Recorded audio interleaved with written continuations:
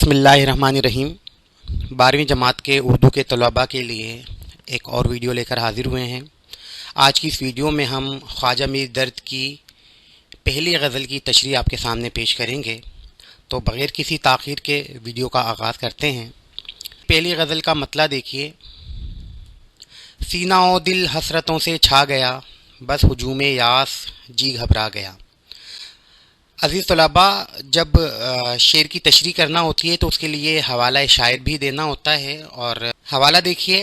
درج بالا شعر نصاب میں شامل خواجہ میر درد کی غزل سے اخذ کیا گیا ہے۔ خواجہ میر درد نے اردو شاعری کو تصوف سے روشناس کرایا، اور اسی سبب آپ اردو شاعری میں تصوف کے امام کے طور پر جانے جاتے ہیں۔ کلاسیکی شاعری کے سنہری دور میں آپ نے غزل کے سینے کو حسن و عشق کی جگہ یاد الہی اور عشق حقیقی سے بھر دیا۔ آپ کی قادر الکلامی صرف حقیقی موضوعات تک محدود نہ رہی، بلکہ آپ نے مجازی کیفیات کو بھی خوبصورتی کے ساتھ قلم بند کر کے اردو کے سرمایہ ادب میں خود کو امر کرا لیا۔ میر درد کی غزل کے ہر شعر کے لیے یہی حوالہ درج کرنا ہوگا، تو تشریح کی جانب چلتے ہیں۔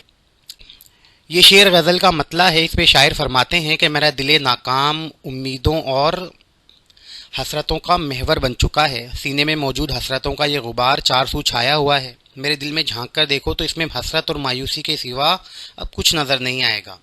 مایوسی اور نا امیدی کے اس ہجوم کی وجہ سے اب میرا دل گھبرانے لگا ہے، یعنی ہمارے سینے میں اب بس مایوسی اور حسرتیں ہی پائی جاتی ہیں، لہذا ہمارا دل اب اس کیفیت سے گھبرا چکا ہے اور مزید مایوسی اور نا امیدی کو برداشت کرنا ممکن نہیں۔ مماثل شعر دیکھیے۔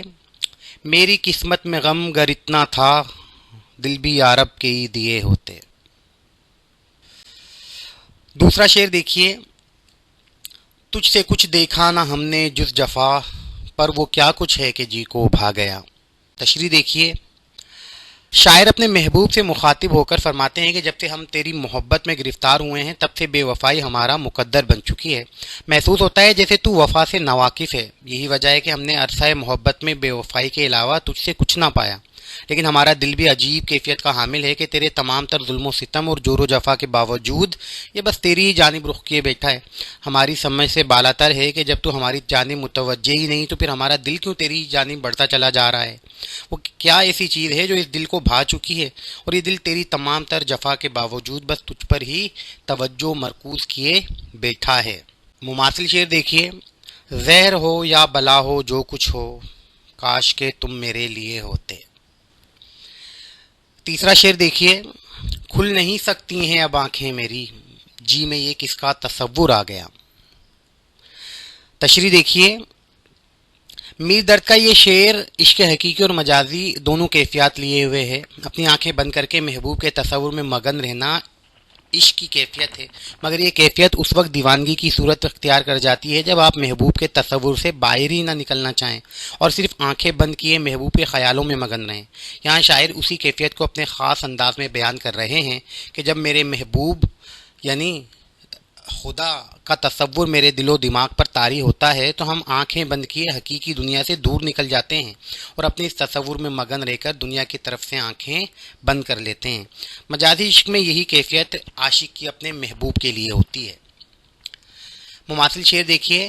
تم میرے پاس ہوتے ہو گویا جب کوئی دوسرا نہیں ہوتا۔ چوتھا شعر دیکھیے۔ میں نے تو ظاہر نہ کی تھی دل کی بات، پر میری نظروں کے ڈھب سے پا گیا۔ تشریح دیکھیے اس شعر کی۔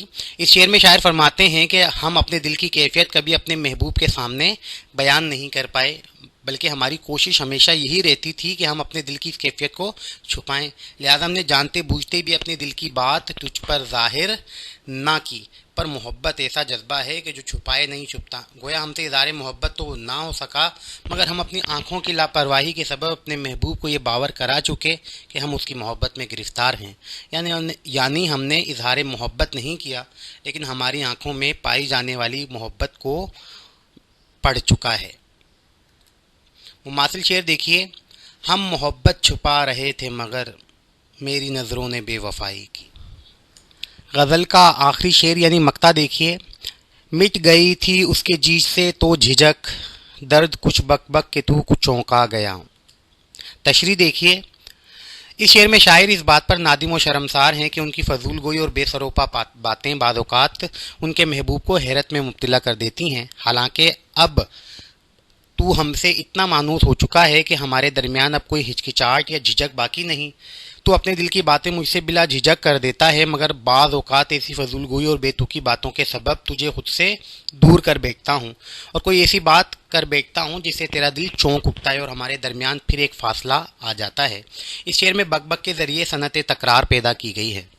عزیز طلباء، غزل کا جو مقطع ہے وہ عام طور پر تشریحات میں نہیں پوچھا جاتا۔ اس کا سبب یہ ہے کہ مقطع میں شاعر کا تخلص بھی موجود ہوتا ہے جس سے شاعر کی پہچان ہو جاتی ہے، اس لیے تشریح میں مقطع نہیں آتا۔ آج ہم نے خواجہ میر درد کی پہلی غزل کی تشریح پڑھی ہے۔ میں امید کرتا ہوں کہ آپ کو یہ ویڈیو پسند آئی ہوگی۔ انشاءاللہ بہت جلد دوسری غزل کی تشریح لے کر پھر حاضر ہوں گے۔ اس وقت تک کے لیے اللہ حافظ۔